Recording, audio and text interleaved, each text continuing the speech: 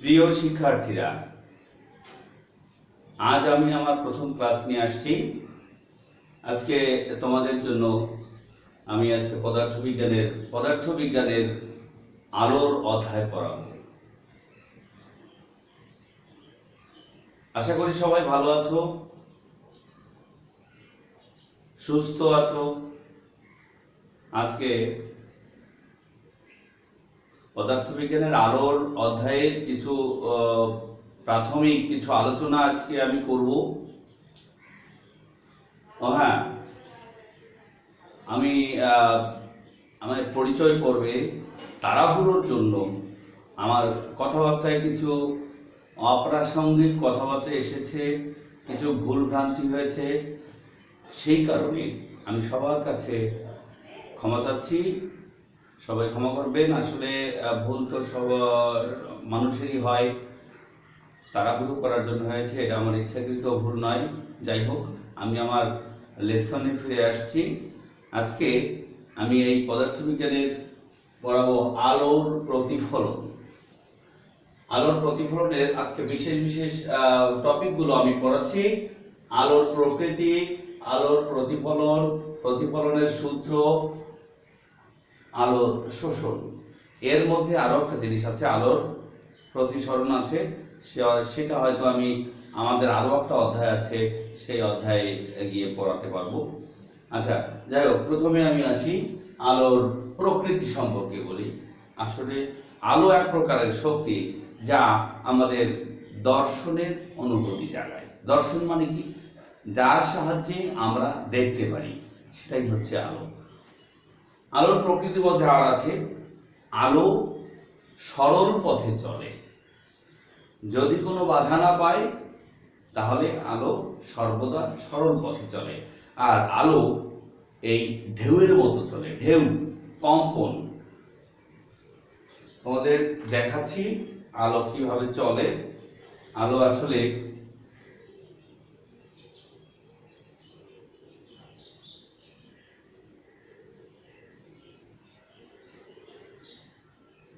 এইভাবে ঢেউ ঢেউ ঢেউ ঢেউ আকারে চলে। তো এই আলোর যে তরঙ্গটা, আলো একটা তরঙ্গ। আসলে আলো, যে কোনো আলো এক ধরনের তরঙ্গ, আর এই তরঙ্গের নাম হচ্ছে তড়িৎ বা বিদ্যুৎ চৌম্বকীয় তরঙ্গ। আচ্ছা, বিদ্যুৎ চৌম্বকীয় তরঙ্গের একটা সম্পর্কে একটা কথা বলি। বিদ্যুৎ চৌম্বকীয় তরঙ্গ আমরা এর আগের অধ্যায়ে পড়েছিলাম। তরঙ্গ হচ্ছে দুই প্রকার, একটা হচ্ছে যান্ত্রিক তরঙ্গ আর একটা হচ্ছে বিদ্যুৎ চৌম্বকীয় তরঙ্গ। আমরা এখানে আলো পড়াচ্ছি, তাই এখানে বিদ্যুৎ চৌম্বকীয় তরঙ্গের কথা আসবে। বিদ্যুৎ চৌম্বকীয় তরঙ্গ, এই তরঙ্গ বা এই আলো চলাচলের জন্য কোনো মাধ্যম প্রয়োজন হয় না। যে তরঙ্গ চলাচলের জন্য মাধ্যম প্রয়োজন হয় না, সেটা হচ্ছে তড়িৎ চৌম্বকীয় তরঙ্গ। আচ্ছা, যাই হোক, আলো সরল পথে চলে, ঠিক আছে, সরল পথে চলে। আবার এই ঢেউ আকারে চলে। যেমন আমরা পুকুরে বিভিন্ন ধরনের ঢেউ ফেলতে পারি। ঢেউ, ছোট একটা ঢিল যদি ফেলি তাহলে ছোট ঢেউ হবে, বড় ঢিল যদি ফেলি তাহলে বড় ঢেউ হবে। তেমনি এই তড়িৎ চৌম্বকীয় তরঙ্গ বা যে কোনো আলোক তরঙ্গ বা শব্দ তরঙ্গ, যে কোনো তরঙ্গই বিভিন্ন ধরনের তরঙ্গ দৈর্ঘ্য হয়, যে কোনো তরঙ্গের। এবার আমরা বলছি আলোর প্রকৃতি সম্পর্কে বলছি যে আমরা এই আলোর তরঙ্গ বিভিন্ন দৈর্ঘ্যের হয়। তরঙ্গের একটা দৈর্ঘ্য আছে। যেমন তরঙ্গ আমরা এর আগের অধ্যায়ে পড়েছিলাম শব্দ এবং তরঙ্গে। তরঙ্গ দৈর্ঘ্য হচ্ছে এখান থেকে এই পর্যন্ত একটা তরঙ্গ দৈর্ঘ্য, ল্যামডা দিয়ে প্রকাশ করা হয়। তরঙ্গ দৈর্ঘ্য, আলোর তরঙ্গ দৈর্ঘ্য বিভিন্ন রকমের হতে পারে। কারণ হচ্ছে আমাদের কয় ধরনের আলো আছে, যেমন বিভিন্ন ধরনের 7টি বর্ণ আছে আলোর। 7টি বর্ণ, আসলে আলোর কোনো বর্ণ নেই, আলো 7টি বর্ণের সমষ্টি। সেটা আমরা জানি সবাই, বে, নি, আ, স, হ, কলা, ঠিক আছে। তো সেখানে এই 7টি বর্ণের তরঙ্গ দৈর্ঘ্য 7 ধরনের। তা আমরা একটা প্রশ্ন হলো, তা আমরা কোন ধরনের আলো আমরা দেখতে পাই? আসলে এই 7 ধরনের আলো আমরা দেখতে পাই। এর বাইরে আর কোনো আলো আমরা দেখব। এই তরঙ্গ দৈর্ঘ্য কত? তরঙ্গ দৈর্ঘ্য মাপা হয় সাধারণত ন্যানোমিটারে বা মিটারেও মাপা হয়, কিলোমিটারেও মাপা হয়। বিভিন্ন ধরনের কয়েক কিলোমিটারও আছে তরঙ্গ দৈর্ঘ্য, আবার ন্যানোমিটার আছে। এবার আমরা একটু আসি এই আলোর প্রকৃতিটা, প্রকৃতির মধ্যে পড়ে যে আমরা কোন ধরনের আলো দেখতে পাবো। আসলে আলোর তরঙ্গ দৈর্ঘ্য যদি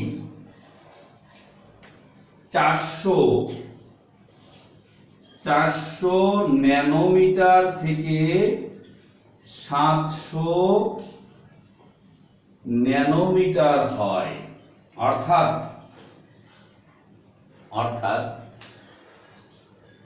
যে আলোর তরঙ্গ দৈর্ঘ্য 700 ন্যানোমিটার থেকে 400 ন্যানোমিটার থেকে 700 ন্যানোমিটার পর্যন্ত সেই আলোর তরঙ্গ আমরা দেখতে পাই। এখন প্রশ্ন আসতে পারে ন্যানোমিটারটা কি? আসলে অনেকে বুঝতে পারে না ন্যানোমিটার কি। ন্যানোমিটার আমি বলে দিচ্ছি, 1 ন্যানোমিটার সমান 10⁻⁻৯ মিটার। ঠিক আছে? আচ্ছা, 1 ন্যানোমিটার হচ্ছে 10⁻⁻৯ মিটার। তো ন্যানোমিটারের হিসাবটা তোমরা বুঝতে পারছো। তাহলে আমরা কি জানলাম যে আলো সরল পথে চলে, আলো এক প্রকারের শক্তি যা আমাদের দর্শনের অনুভূতি জায়গায় আমরা যার সাহায্যে দেখতে পারি। তারপরে হচ্ছে আলো এক ধরনের চৌম্বকীয়, বিদ্যুৎ চৌম্বকীয় তরঙ্গ। এটা তরঙ্গ আকারে, ঢেউ আকারে এক স্থান থেকে অন্য স্থানে সঞ্চালিত হয়। এবার বলছি তরঙ্গের বিভিন্ন ধরনের তরঙ্গ দৈর্ঘ্য থাকে। হ্যাঁ, তরঙ্গ দৈর্ঘ্য থাকে। এখন এই তরঙ্গ দৈর্ঘ্য বিভিন্ন মাপের হতে পারে, ন্যানোমিটার থেকে কিলোমিটার হতে পারে। আমরা কোন আলোটা দেখতে পারি? আমরা সেটা দেখতে পারি 400 ন্যানোমিটার থেকে 700 ন্যানোমিটার পর্যন্ত তরঙ্গ দৈর্ঘ্যের আলো আমরা দেখতে পারি। এখন আমরা যে আলোগুলো দেখতে পারি, যে আলোগুলোর তরঙ্গ আমরা দেখতে পারি, তার সবচেয়ে কম তরঙ্গ দৈর্ঘ্যের আলো হচ্ছে বেগুনি। আমরা কলা আমরা জানি, সব শেষে লাল। তাহলে সবচেয়ে কম তরঙ্গ দৈর্ঘ্যের আলো যেটা আমরা দেখতে পারি সেটা হচ্ছে বেগুনি, আর যেটা সবচেয়ে বেশি তরঙ্গ দৈর্ঘ্যের আলো আমরা দেখতে পারি সেটা হচ্ছে লাল। এরপরে যখন তরঙ্গ দৈর্ঘ্য আরো বেড়ে যায় তখন আর আমরা সেই আলো দেখতে পারি না। অনেক পোকামাকড় আছে যারা আমরা যা দেখতে পারি না, অনেক পোকামাকড়ে সেই ধরনের আলো দেখতে পারে। আচ্ছা, ওকে। তো আমি আলোর প্রকৃতি সম্পর্কে বললাম। এখন আলো আমরা কেন দেখি? আমরা একটা বস্তু কেন দেখি? আসলে বিষয়টা হচ্ছে যে কোনো আলো কোনো বস্তুর উপরে পড়ে, সেই বস্তু থেকে আলো আমাদের চোখে এসে পড়ে। আমাদের চোখে এসে আমাদের রেটিনার উপরে, চোখে রেটিনা আছে, রেটিনা শুধু আমরা সবাই জানো, চোখে রেটিনা আছে, সেই রেটিনার উপরে গিয়ে ওই বস্তুটার একটা ছবি তৈরি হয়। ওই বস্তুটার ছবিটা তৈরি হওয়ার পরে সেই ছবিটা মস্তিষ্কে প্রেরণ করে, রেটিনায় মস্তিষ্কে চলে যায়। তো মস্তিষ্ক নির্ধারণ করে এটা কি ধরনের চিত্র, এটা গাছ, এটা মানুষ, না এটা কোনো পশু। এই হচ্ছে আমাদের আলোটা দেখতে পাই এবং কোন ধরনের বস্তু সেটা আমরা উপলব্ধি করতে পারি। এবার আসি আমি আলোর প্রতিফলনে। তা আমার আলোর প্রকৃতিটা শেষ হলো, এবার আসি আমি আলোর প্রতিফলনে। আমি একটু মুছে ফেলি।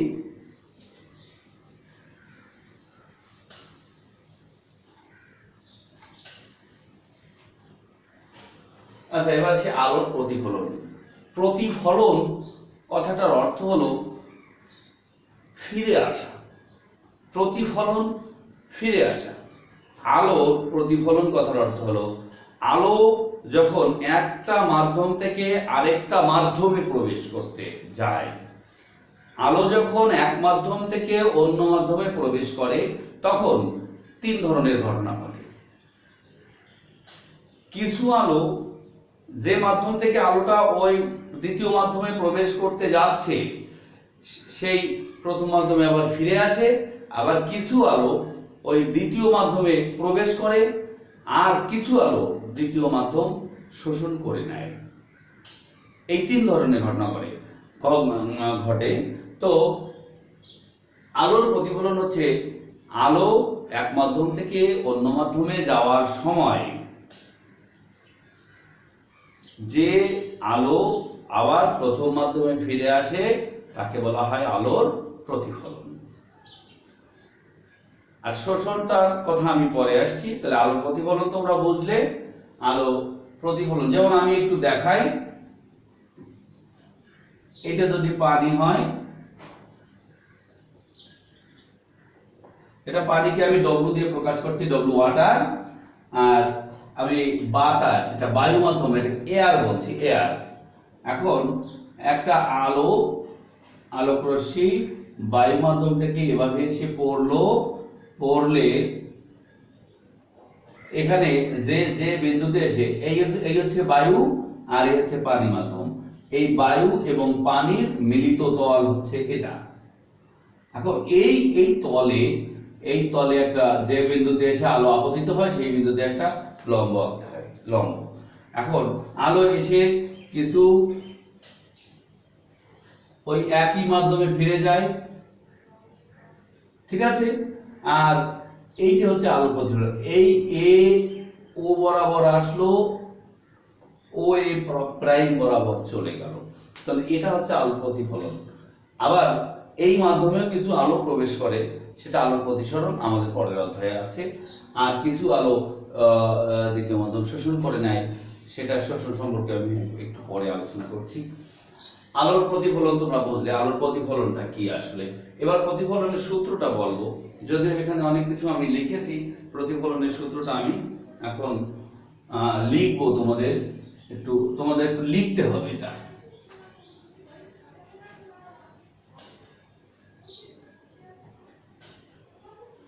প্রতিফলনের দুটো সূত্র আছে।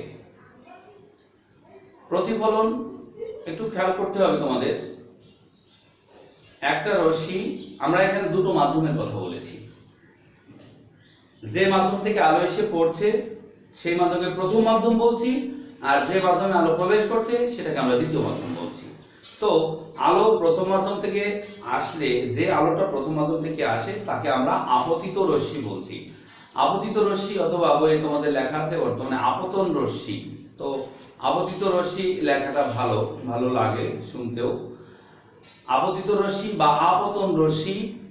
আর যে রশ্মিটা একই মাধ্যমে ফিরে যায় সেটাকে আমরা বলছি প্রতিফলিত রশ্মি। যেমন চিত্রটা আমি আঁকছি, আমি এবার এটা পড়াচ্ছি।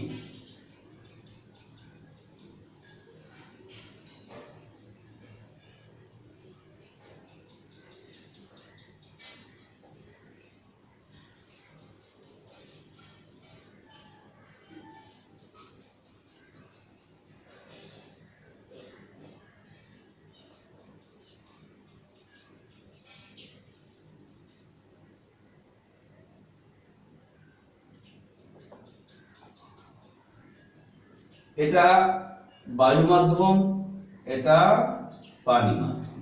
আচ্ছা, এবার একটা কথা বলি। এটার এওটা হচ্ছে তো আপতিত রশ্মি। এটা তীর চিহ্ন দিয়ে তোমাদের দেখাতে হবে। এটা এসে পড়ছে, এটা ফিরে যাচ্ছে, এটা আপতিত রশ্মি। এটাকে বলা হবে প্রতিফলিত রশ্মি বা প্রতিফলন রশ্মি। দুই ধরনের কথাই লেখা যাবে। তো এটাকে আপতিত রশ্মি, এটা প্রতিফলিত রশ্মি। এবং যে বিন্দুতে এই আপতিত রশ্মি এসে, এই যে বিভেদ তল বলা হয় এটাকে, দুই মাধ্যমের যে মিলিত তলটা, সেই তলটাকে বলা হচ্ছে বিভেদ তল। এই বিভেদ তলে যে বিন্দুতে আপতিত হচ্ছে সেই বিন্দুটাকে বলা হচ্ছে আপতন বিন্দু। ঠিক আছে, এটা হচ্ছে আপতন বিন্দু। তাহলে আমি এই আপতন বিন্দুতে, যে বিন্দুতে আপতিত হচ্ছে এই যে আপতিত রশ্মি, সেই বিন্দুতে আমি একটা অভিলম্ব আঁকবো। অভিলম্ব মানে হচ্ছে এই বিভেদ তলের উপরে একটা লম্ব, সেটাকে বলা হচ্ছে অভিলম্ব। সেই আমি বিভেদ তলের উপর লম্ব আঁকলাম। আবার প্রতিফলিত রশ্মি এখান থেকে চলে যাচ্ছে। এখন এই হচ্ছে চিত্র, প্রতিফলনের চিত্র। আমি সূত্র দুটো লিখবো এবার। প্রতিফলনের প্রথম সূত্র হচ্ছে, তোমরা লিখে নাও। প্রথম সূত্র হচ্ছে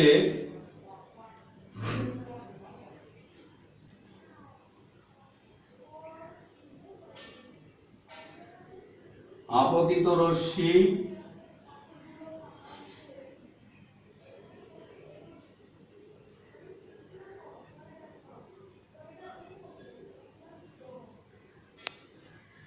আপতন বিন্দুতে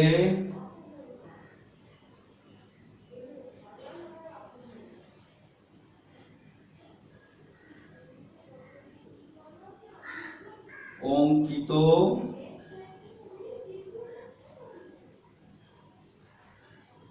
অভিলম্ব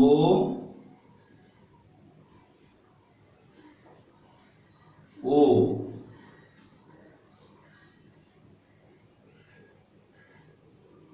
প্রতিফলিত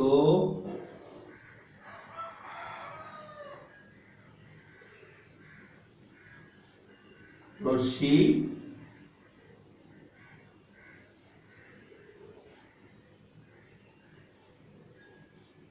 একই সমতলে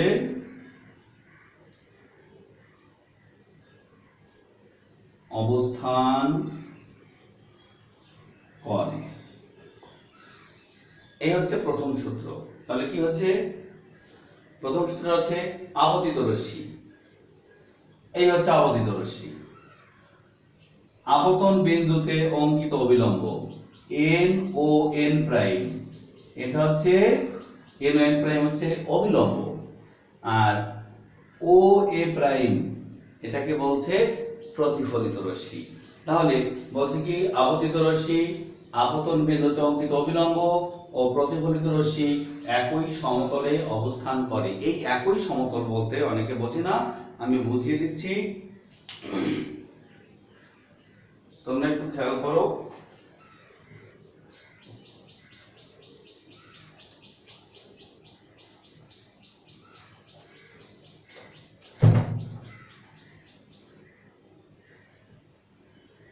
এটা একটা সমতল, আমার এই বোর্ডটা একটা সমতল পৃষ্ঠ।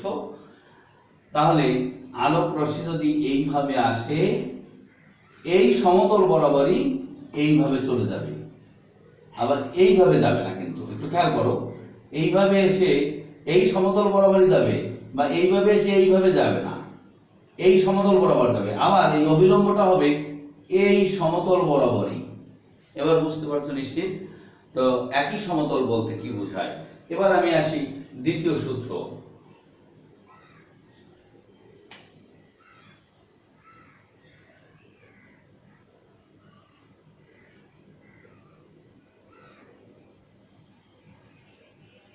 আপতন কোণ ও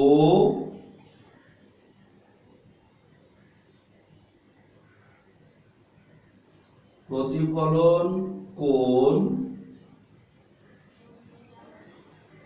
সর্বদা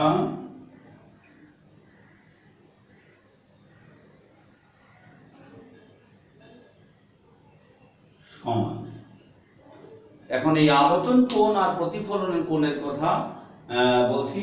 আপতন কোণ মানে আপতন কোণ বলতে কি বোঝায়? এই যে আমি তোমাদের, যদিও চিত্রটা একটু, এই কোণটা একটু ছোট, একটু বড় হয়েছে, আমি আরেকটু তোমাদের এই করে দেখাচ্ছি।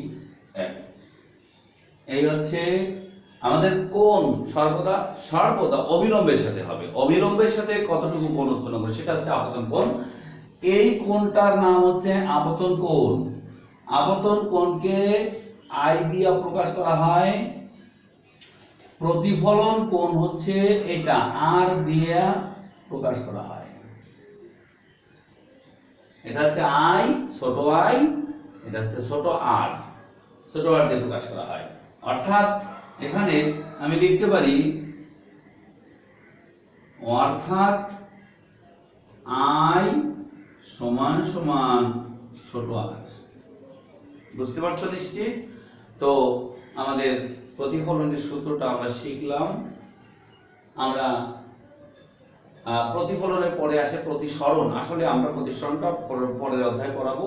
প্রতিসরণে আলাদা একটা চ্যাপ্টার আছে। আমি 3 ধরনের ঘটনা ঘটে সেই আলোর শোষণটা আমি একটু পড়াচ্ছি এবার।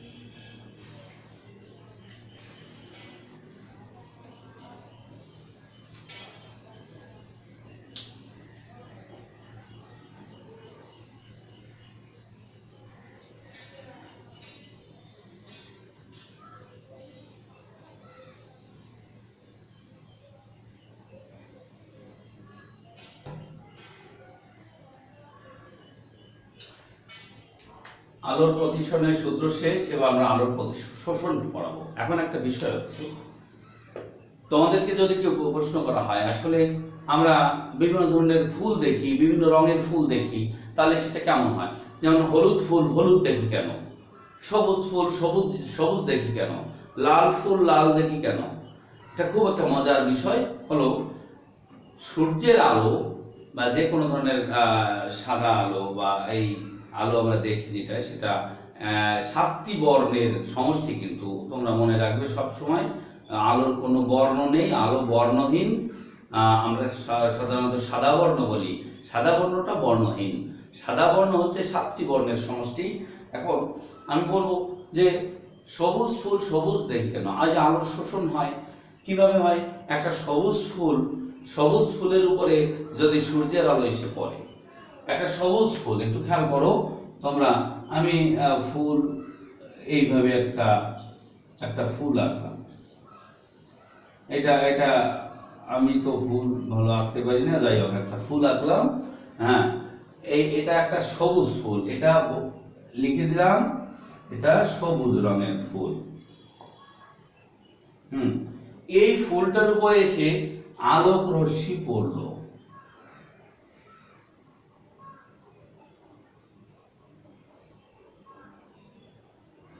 এক দুই তিন চার পাঁচ ছয়, এই 7টি বর্ণের আলো, মানে এই সাদা আলো, সূর্য রশ্মি, সূর্যের আলো বলো। এখানে কয়টা রশ্মি এঁকেছি? 7টি বর্ণ আছে। তাহলে সেই 7টি বর্ণের রশ্মি, আলোক রশ্মি এই সবুজ ফুলের উপরে এসে পড়লো। এখন মজার ঘটনা হলো কি, এই 7টি বর্ণের মধ্যে 6টি বর্ণ এ শোষণ করে নেবে। কোন বর্ণটি সে প্রতিফলন করবে? প্রতিফলন হয় এই যে বর্ণ, এই ফুলটা সবুজ বর্ণ, সেই সবুজ বর্ণের আলোটা সে প্রতিফলন করবে।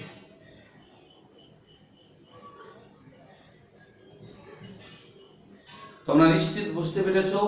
তার মানে হচ্ছে আমরা এই যে আলো শোষণ হচ্ছে, তাহলে 6টি বর্ণ কিন্তু শোষণ হয়ে গেল। তাহলে আমরা পাচ্ছি কি? আমরা পাচ্ছি একটি বর্ণ প্রতিফলন হলো। তার মানে হলো, এবার তোমরা নিশ্চয়ই যে কোনো ফুলের কথা বলতে পারো, হলুদ বর্ণ হলুদ দেখি কেন? তাহলে হলুদ বর্ণের উপরে, হলুদ ফুলের উপরে যখন সূর্যের আলো এসে পড়ে, হ্যাঁ, বা যে কোনো ধরনের আলো এসে পড়ে, তবে ওই সোডিয়াম লাইট বাদে বর্ণের কোনো বর্ণের আলো, সাদা আলো হতে হবে। সাদা আলো হলে তাহলে সেই তার মধ্যে 6টি বর্ণ শোষণ করবে, শুধুমাত্র হলুদ বাদে। যদি হলুদ ফুল হয় বা হলুদ বর্ণের কোনো কিছু হয়, হলুদ বর্ণের বর্ণটা শুধু বাদ দিয়ে আর বাকি 6টি সে শোষণ করবে, আর শুধুমাত্র হলুদ বর্ণটি সে প্রতিফলন করবে। তার মানে সেই কারণে এই বর্ণটা, এই আলো আসলো, এটা আমাদের চোখ।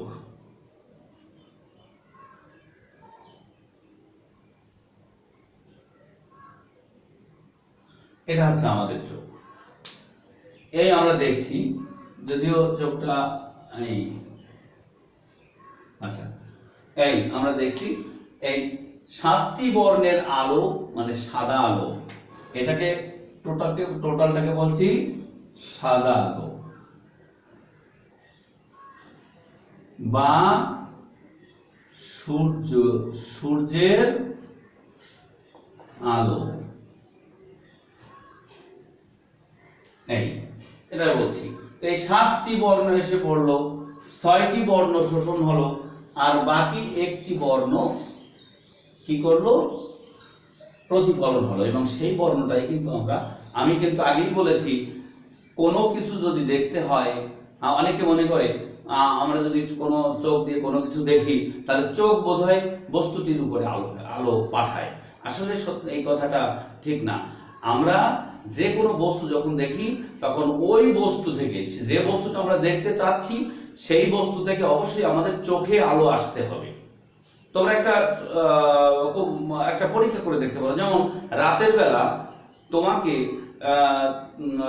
যখন তুমি ঘরের মধ্যে আলোতে বসে থাকো, তখন অন্ধকারে জানালার বাইরে থেকে, অন্ধকারে যেখানে আলো নেই সেখান থেকে কিন্তু তোমাকে দেখতে পারবে, বাট তুমি কিন্তু তাকে দেখতে পারবে না। কেন? কারণ হচ্ছে সে তো অন্ধকারে আছে, তার উপরে কোনো আলো নেই। তাই এবার বুঝতে পারছো? কারণ তার উপরে আলো নেই, সেই আলো যে তোমার চোখে আসছে না। তার উপরে যদি আলো পড়তো তাহলে সেই আলোটা তোমার চোখে আসতো, তাহলে তুমি দেখতে পারতে। কিন্তু তোমার রুমে আলো আছে, তোমার ঘরের মধ্যে আলো আছে, সেই আলো এসে তোমার গায়ে পড়েছে, সেই গায়ে পড়ে সেই আলো প্রতিফলিত হয়ে ওই যে বাইরে যে লোকটি দাঁড়ানো আছে অন্ধকারে, তার চোখে গিয়ে পড়েছে। তার মানে সে তোমাকে দেখতে পারছে, বাট তুমি তাকে দেখতে পারছো না। নিশ্চিত বুঝতে পেরেছো তোমরা? আজকে আর বেশি দূর যাব না, আমাদের টিউটোরিয়ালটা অনেক লম্বা হয়ে যাবে। আর আমার লেকচারের মধ্যে বা আমার পড়ানোর মধ্যে যদি যারা তোমরা দেখছো আরো যদি কোনো সংযোজন করার দরকার হয়, তোমরা আমাকে সাজেশন দিও। তোমাদের চেষ্টা করব আমি শেখানোর জন্য, তোমাদের কাছ থেকে আমি শিখবো। অবশ্যই এইভাবেই আমাদের শিক্ষাটা সামনের দিকে অগ্রসর হবে। তোমরা সবাই আমার চ্যানেলটিকে অবশ্যই সাবস্ক্রাইব করবে, আর পাশে যে ঘন্টাটা আছে ওই ঘন্টাটাকে প্রেস করে রাখবে, যাতে আমি প্রতিদিন এখন ক্লাস দেব। আমি আজকে আবার রসায়ন ক্লাস দেব, একটু পরে সেটা দেব। তো তোমরা যে ক্লাসটা আমি দেব সঙ্গে সঙ্গে তোমরা সেটা পেয়ে যাবে। ধন্যবাদ। আবারও তোমাদের সুস্থতা কামনা করছি, তোমাদের পরিবারের সবার সুস্থতা কামনা করছি। সবাই তোমরা ভালো থাকো। ধন্যবাদ সবাইকে।